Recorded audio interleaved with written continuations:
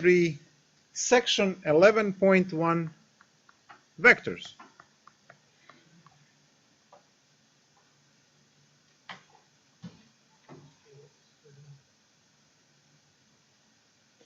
Now, we have vectors in a plane, but we also have vectors in 3D. So technically, these two sections, 11.1 and 11.2, should be in the same batch, because we just add another dimension. We add z, we add that k, but we'll figure out.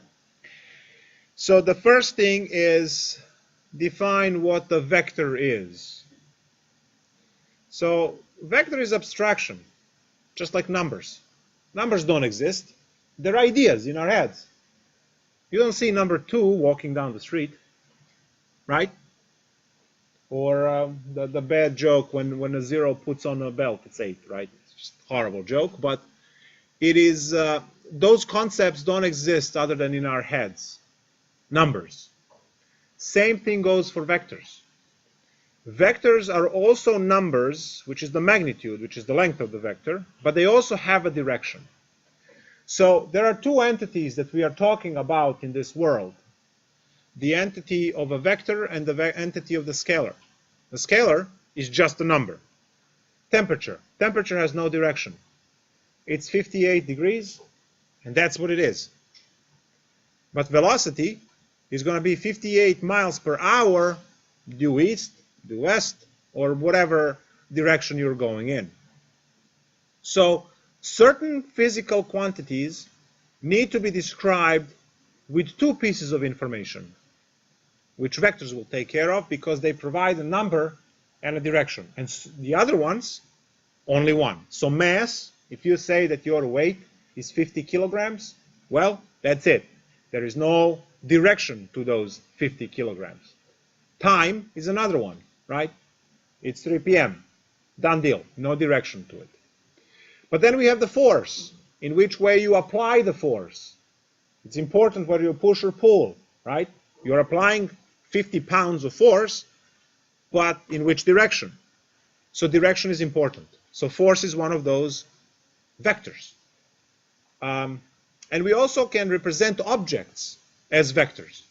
For instance, if I'm to stand up, I will be 6'1" vector, right? That's my height, 6'1", and the orientation is up. So there you go. At some point, I will be, later today, I will be 6.1 horizontal, right? So different direction, right? So vectors can be used to describe certain physical properties like forces, velocity, acceleration, but they can also be there to present objects. The pen that I'm using to draw on a tablet is also a vector because it is important which way I use it. If I put it the wrong way, it will not draw anything. It's the only this way, right? The tip down, if I touch the tip down on the surface, it will draw. So there is a vector there, right? So this is a vector, and it has its own length, which is the magnitude of the vector of how long this pen is, right? Because they could have made this to be 6 feet long, and then it would be very impractical to wield it. I mean, I'm incredibly strong, so I will still be able to, but I'm saying. And, I mean, for many of you. And then, so that's the magnitude, like the length. And then the direction is, if I use it the right way, the right direction, it works. If I use any other direction, it doesn't. So vectors have those two components. Magnitude, which is direction. No, magnitude, which is the length. And direction, which is usually the angle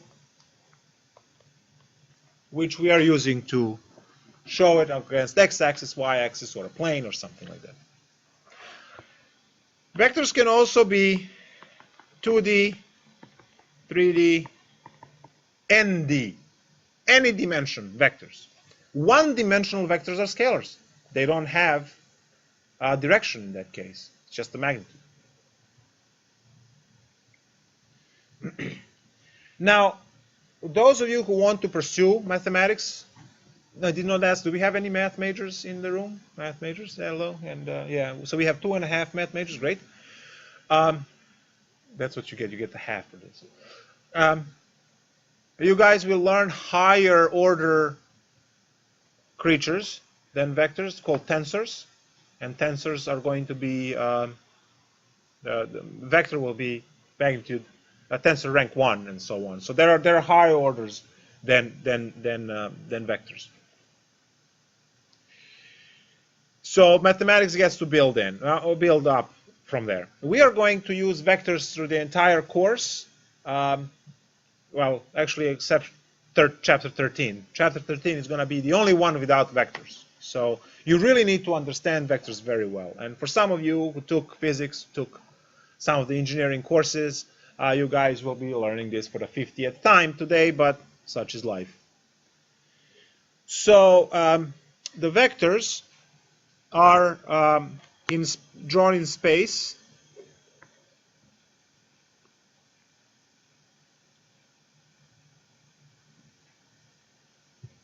Or on the 2D. So 11.1 is only 2D, so we'll take care of that one first. So if I am to draw a vector here, like this, with this being the terminal point for the vector, and call this vector u with the little arrow on top, in the textbook they are going to use bold letters. Obviously in your notes you're not going to bother with bold letters, you just put the little arrow on top and you know it's a vector. The vector u is going to be noted with these spiky brackets, and it's going to have 1, 2, 3, 4, 5 on the x-coordinate and 1, 2, 3 on the y-coordinate. So that's the notation for the vector. You have to learn this one and properly use it all the way through chapter 14. And the other way to represent the same vector is going to be what we call the unit vector notation. So 5i with the arrow plus 3j with the arrow, where these I and j are unit vectors. And now I have to, by the way, every time I use red or pink, that means very important stuff. You pay attention on those. By the way, all of these notes, for those of you who don't know, all of this is uploaded as a PDF file after the lecture, and it's going to be available at the same place where the syllabus is. So you can go and download these notes. And since we have the live stream, YouTube is also caching the live stream as a video file, so that will be also available for you to go back and watch it again. It's nothing like a 2.5-hour class that you can watch again when you get home before you go to sleep. so yeah, you're home by 11, and then you know, by 1:30 you're. Okay, so what do we have here? Unit vectors. So on the xy plane, I'm going to call this number 1. This number 1 was too European for you. There's another number 1 there. So this vector here is the I vector, and this one over here is the j vector. Those two vectors, I and j, are unit vectors, and then as you add them to themselves, they go, so this one says 5i vectors, because you have 5 units. So 1, 2, 3, 4, 5i vectors, 1, 2, 3 j vectors. So when you add them all together, you get to the point where you need to be for the overall vector. So I'm just going to write here the definition. So I vector is going to be 1, 0, and the j vector is 0, 1. That's what we have. Okay? Good. So now we know that the vectors are these imaginary quantities that don't exist. There's our abstract constructions that we use to describe certain physical phenomena or objects, and we also represent these vectors with one of the two notations, using the terminal point of it, using the spiky brackets, or using the ij and later for 3dk notation to describe the same vector. Vectors are free to move in space. We all agree that this pen is a vector, that I am a vector. If vectors weren't free to move, I wouldn't be able to go anywhere, right? Vectors are free to move in space. As long as you have the same magnitude and the same direction for a vector, that vector can be anywhere, it is the same vector. So this vector here, if I draw this vector anywhere else, it is going to be the same vector as long as it's 5 and then 3 up. So if I start here and I go 5 units and I go 3 units up,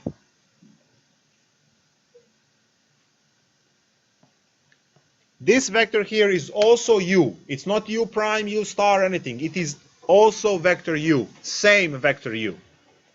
So vectors are free to move in space. They can go anywhere as long as they are maintaining their magnitude and their direction. It's the same vector. So what is this magnitude deal? Well, if you take a look at it, the magnitude is just the hypotenuse of that triangle. So we can find the magnitude, which is denoted as the absolute value of u vector, as the square root of the x component squared plus the y component squared, because we are just using Pythagorean theorem there. That should be okay, right?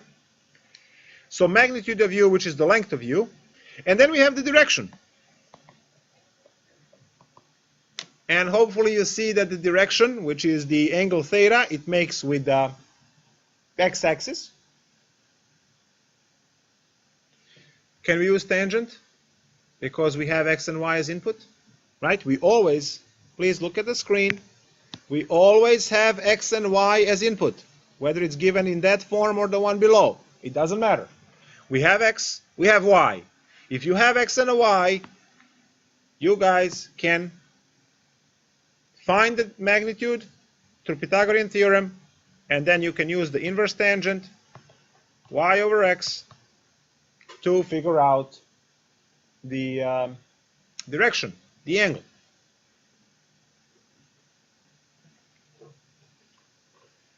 So all of this are different ways of denoting vectors. I will also note here a zero vector, which could be denoted this way. Zero vector is the only vector that has no direction to it because it has no magnitude to it, right? It's just the origin at the xy coordinate system. But zero vector is important. We have to have it for purposes of calculation. And you have to have zero in the system, so there you go. Good. Now we want to modify vectors. We want to combine vectors. In which ways we can do this? Well, first of all, I can have scalar multiplication.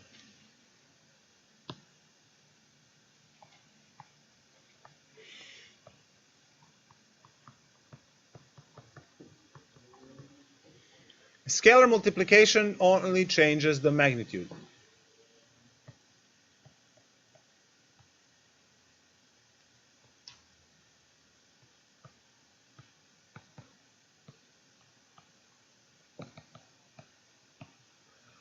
Changes the magnitude.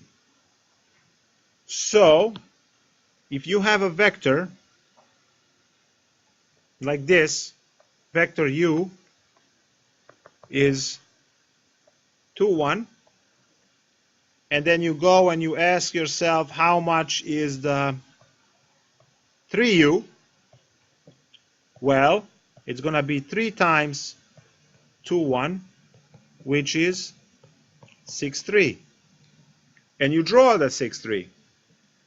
So 1, 2, 3, 4, 5, 6, 1, 2, 3, and there we go.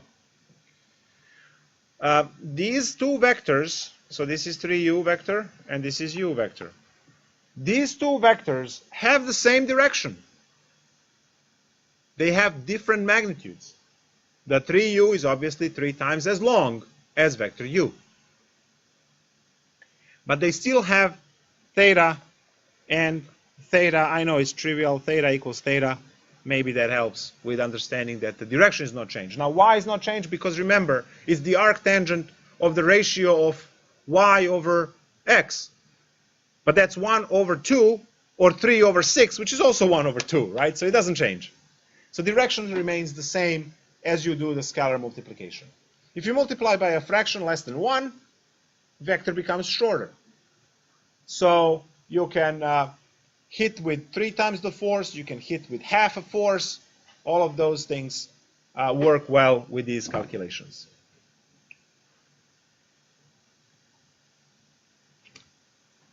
Parallel vectors have the same direction. The magnitude doesn't matter. So parallel vectors have the same direction. That's something that we also want to note. And then we would like to know how to add and subtract vectors.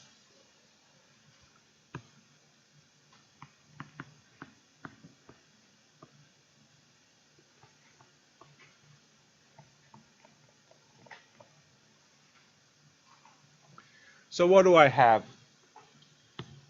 Let's say vector u is given as 3, 8, and the vector v is given as 2 and negative 2, whatever. So vectors can be added and subtracted graphically or analytically, which means writing, right? The simplest way is to just understand that you combine x values together with y values. So u plus v is going to be 3, 8 plus 2, negative 2, and you end with 5, 6. So when you add these two vectors, you add x components together, you add y components together. Now, it might be easier to understand this if you're using the ij, right, the unit vector notation, and if you're using that notation, then you just do the like terms, i's with i's and j's with j's. So you can also do u plus v this way and say 3i plus 8j plus 2i minus 2j, and we have the explosion over here.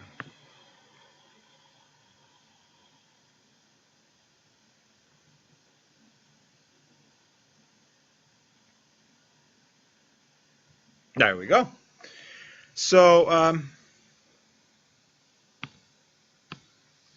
3i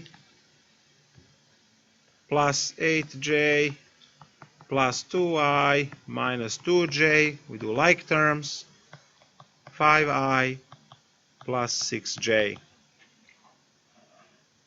Either form. Subtraction works the same way, just be careful with minus sign distributed as needed, and that's it.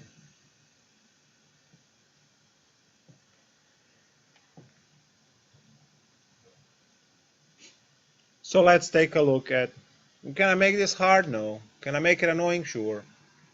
Here, since you asked for it. Vector u is negative 3, 5. Vector v is 2, negative 1. Vector w is something. I ran out of numbers. What would be good numbers? 4 and 8? All right. And you just come up with any string. So 3w minus 2 times u plus v. U minus v. Nah, u plus v. There we go. Compute that. So as you can see, it can be hard, it's just annoying. You gotta go and plug all these things, multiply, scale it up.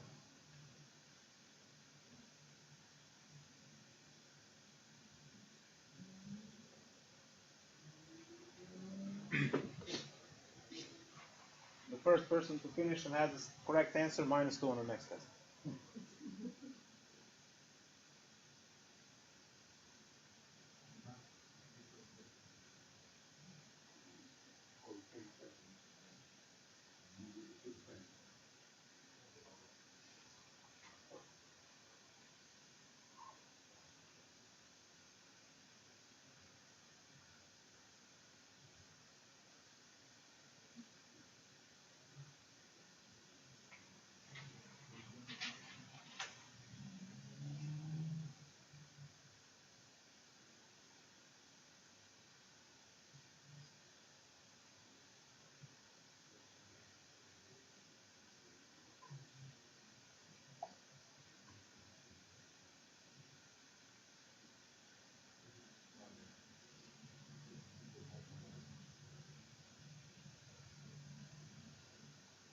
Anyone has the right answer?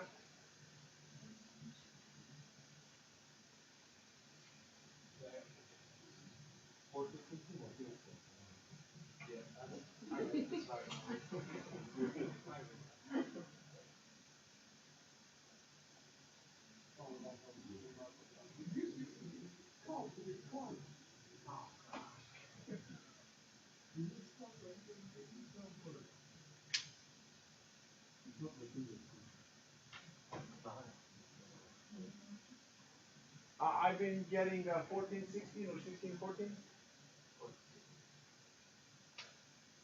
14, 16.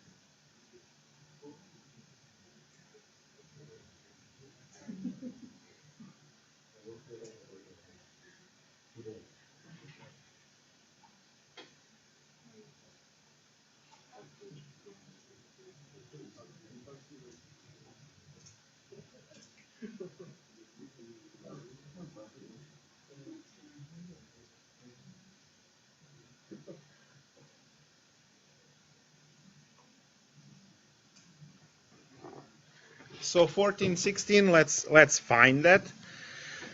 All right, so we have 3 times w is 4, 8. It's going to be a lot of numbers here. -2, open parenthesis. Add these two, so -3, 5, plus 2, -1. So 12 and 24, that's good enough. -2, the vector over here is -1 and 4. So it's still 12, 24, minus -2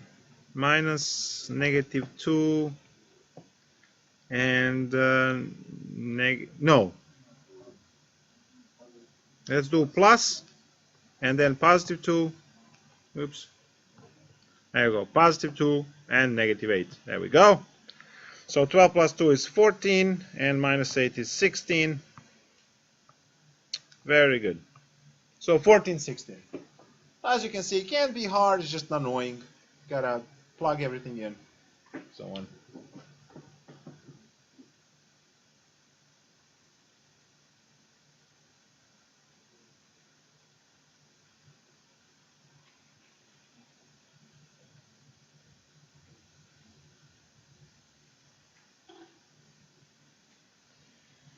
Okay. Let's list the properties. You know most of these, all of these properties from regular numbers. So vectors would have them as well.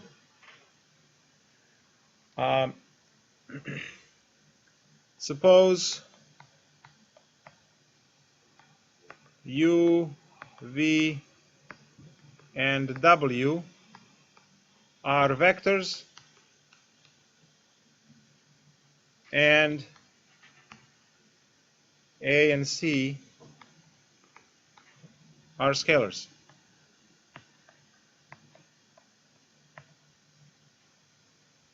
So the properties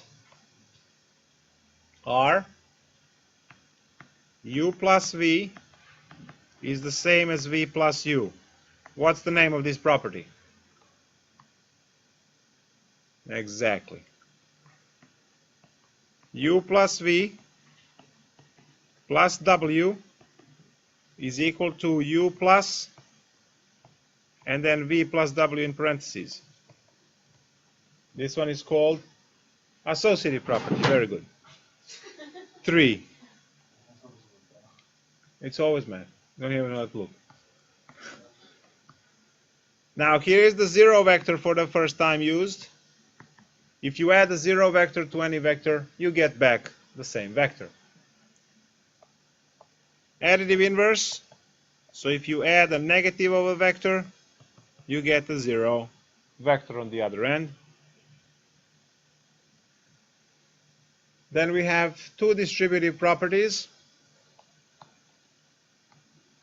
If you have constant times addition of two vectors, or subtraction for that matter, you have the distributive property where C is distributed to both vectors. And it also can go the other way around. If you have addition of two scalars times the vector u, then it's going to be AU plus CU. Problem 7, property 7, multiplication by 0 creates a 0 vector. Now, I'm just going to do this and then put boom over there, because this is the one where you pay attention to notation. These arrows are not there for decoration. You see, vector v is a vector because there is arrow above it. 0 in front of that one is not a vector. It's just a 0 from our number system between -1 and +1. The 0 on the other side is a 0 vector. So you can always create a 0 vector from any vector by multiplying that vector with a scalar 0. Scalar 0 times a vector creates a 0 vector. Property 8 makes this even better to see, where you have the C times the 0 vector returns back 0 vector as well. We know the notion 0 times anything is 0 unless there are some functions involved in calculus. When it's not, then you can get 4/3. Property number 9, 1 times vector v returns vector v, because 1 times 3 is 3. And associative property of scalar multiplication number 10 is that A times CV can be AC multiplied first and then multiply it into a vector. So now is the good time to mention, if any one of you guys wants to go into the honors section of this class, which we do have as the option, you will need to know the proofs for all of these, because that would be on your exam. So all of the proofs are done the same way, where you put in component form.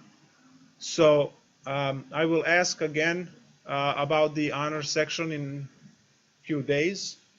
And then if any one of you are interested, we can create the honors section option. You will have extra problem on the project. All of your exams will have proofs in addition to problems that other students will do, and so on. So there is honors option available. So if you end up doing the honors option,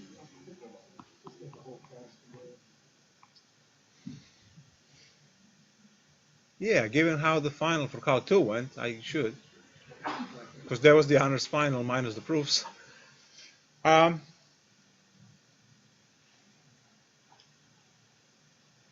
Prove which number? Give me one of these numbers to prove. 8? Prove number 8. Really? All right, fine.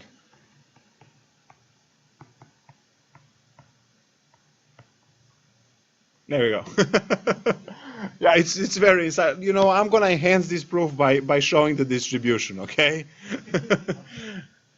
That was very insightful. Technically, any of these proofs, you will write it in a component form, U1 and comma U2, and then you would work out. Maybe we should do one more, just because you're disqualified for picking problems from this one on. Number 5. See? All right, let's probe number 5. The ban expires eventually. You're on a cooldown for when we give a week cooldown. First offense, a day. Cooldown a day. 3 months. Please do come in. We need vacuuming right now. All right, so let's take a look at the property 5. We need to prove that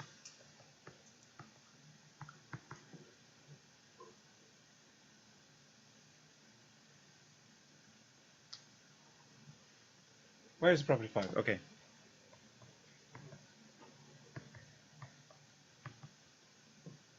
So what am I going to do?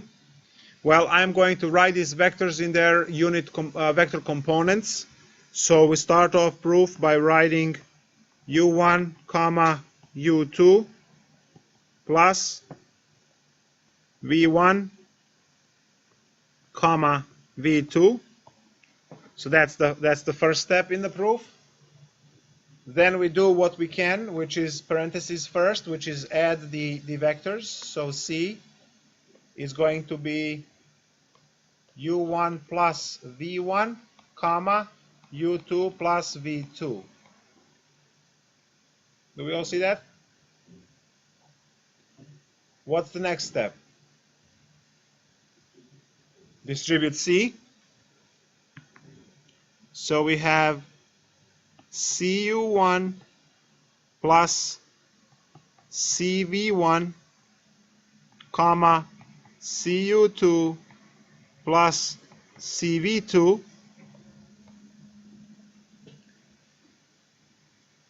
and then we realize that this is the addition of two vectors, right? So now we split into what? cu1 comma cu2 plus cv1 plus comma cv2, and then we factor out c, cu1 u2 plus c v1 v2, then factor out c. Write this one as u plus c v, and there's the proof. So it's just chasing this u1, u2, v1, v2, and then later on when we do the same thing for 3D, we're going to chase all of this with w as well. So it's not a big deal.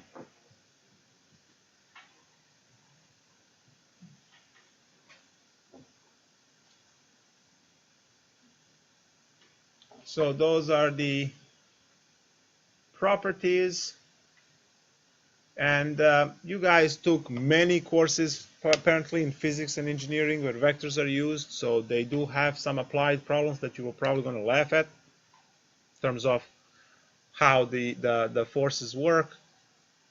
As long as you're balancing your x forces and your y forces, you can, well, let's do one of the applications. So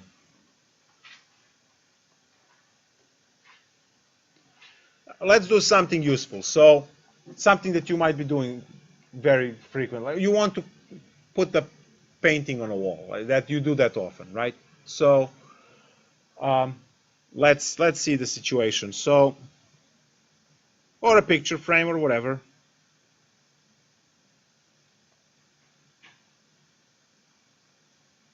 Here you are.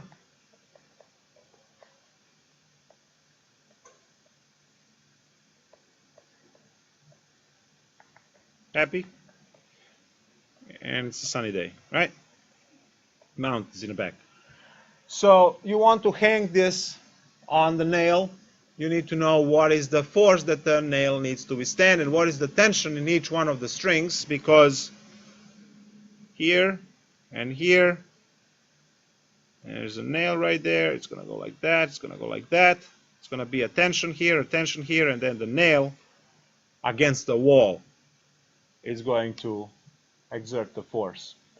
You know that this force over here, because you measure the painting, let's give it 1 pound as a glass cover to protect it. It's a bulletproof glass cover too. It's 1 pound.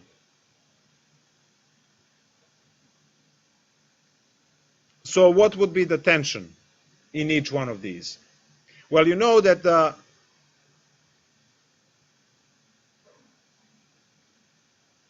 well, you need to have some distance and stuff, but you know that this also has to be 1 pound, right? Because the nail has to carry 100% of the weight of the picture frame with picture and the bulletproof glass. So looking at the diagram up there, we have, well, we'll need to come up with one more piece of information, but we have a 1 pound vector this way, and we have 2 vectors going that way, and maybe we want to put, let's say, 30 degrees here, the angle. So it's 60 across. So it creates an equilateral triangle. So what do I have? Well, this is tension, and this is tension. And as you can see, the y component of that tension is going to be this. I'm going to call that tension y. And these are tension in x, and this is tension in x. But they cancel each other out, because as much as you went to the left, you went the same amount to the right. So they cancel each other out because it's perfectly symmetric. So this means that the 2 tensions in y need to be equal to 1 pound. So tension in y needs to be 1/2 of a pound.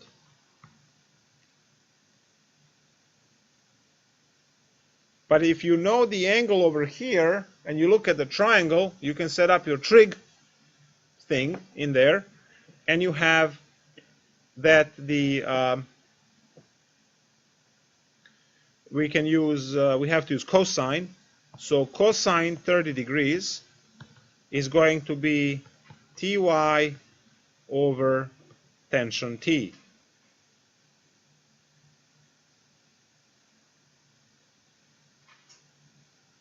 But we know that this one is 1/2, half a pound.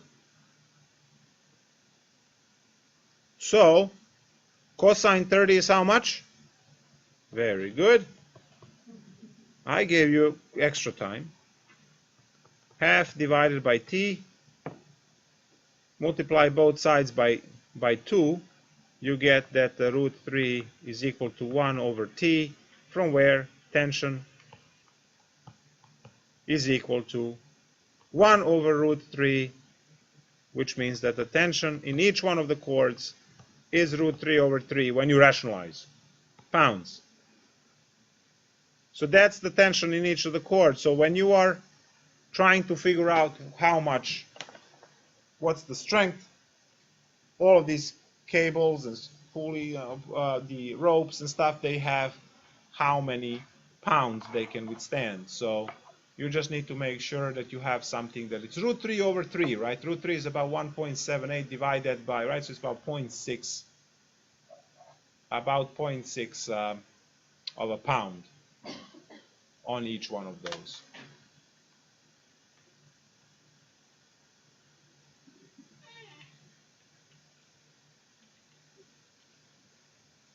So you can try more examples. We are going to. This is the end of 11.1, which is a 2D systems, and we are going to move to the one that we actually need for this class, which is a 3D coordinate system, x, y, z. So let's take a 2-3 minutes break, and then when we come back, we take care of the 3D case.